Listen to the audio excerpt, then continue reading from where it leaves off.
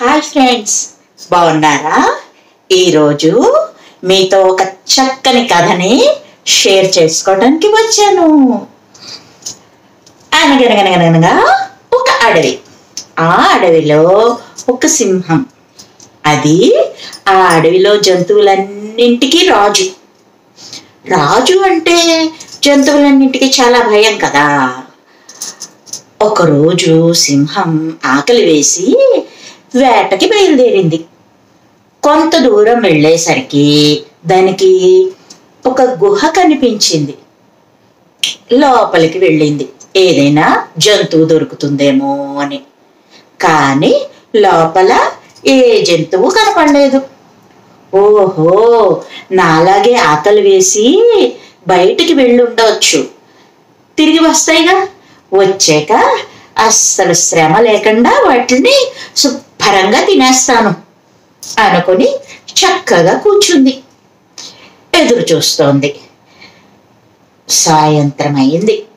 అప్పటి వరకు ఏ జంతువు రాలేదు అక్కడికి. అప్పుడు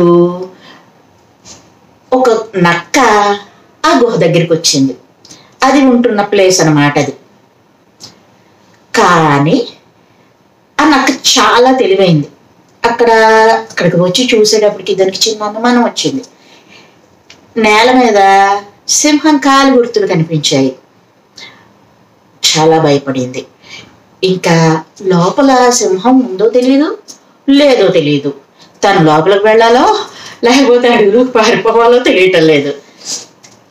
ఏం చెయ్యాలి అని ఆలోచించింది.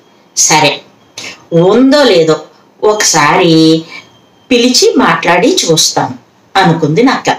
తెలివైంది కదా, అందుకని డైరెక్ట్గా సింహంతో మాట్లాడినట్టు కాకుండా గుహతో మాట్లాడినట్టుగా యాక్టింగ్ మొదలెట్టిందనమాట.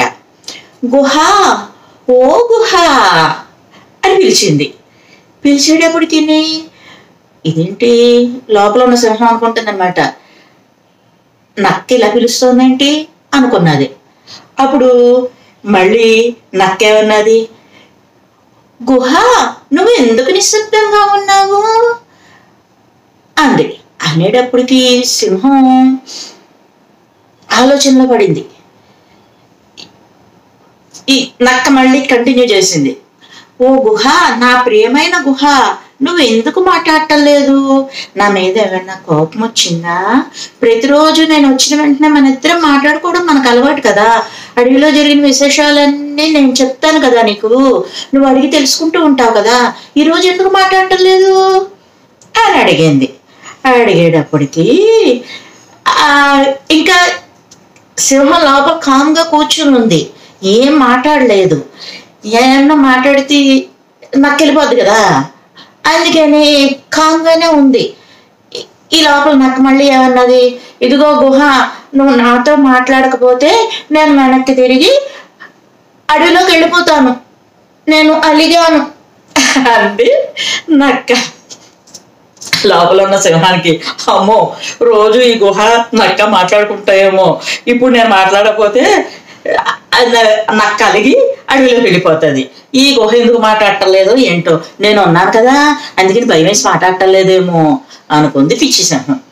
వెంటనే అనుకున్నది, సరే నేనే జవాబు ఇస్తాను గుహ మాట్లాడినట్టుగా అని చెప్పి నోరు తెరిచి తన స్టైల్లో అరిచింది, గర్జించింది. గర్జించేటప్పటికి నక్క డౌట్ తీరిపోయింది. అమ్మో, నా కోసం కాపేసి కూర్చున్నది సింహం లోపల, నేను లోపలికి వెళ్ళానంటే గుడుక్కుమని మింగేస్తుంది అని చెప్పి పరుగు పరుగు పరుగున అడుగులోకి పారిపోయింది. అదర్ర కదా, తెలివి ఎక్కడ ఎలా ప్రదర్శించాలి అనేటటువంటిది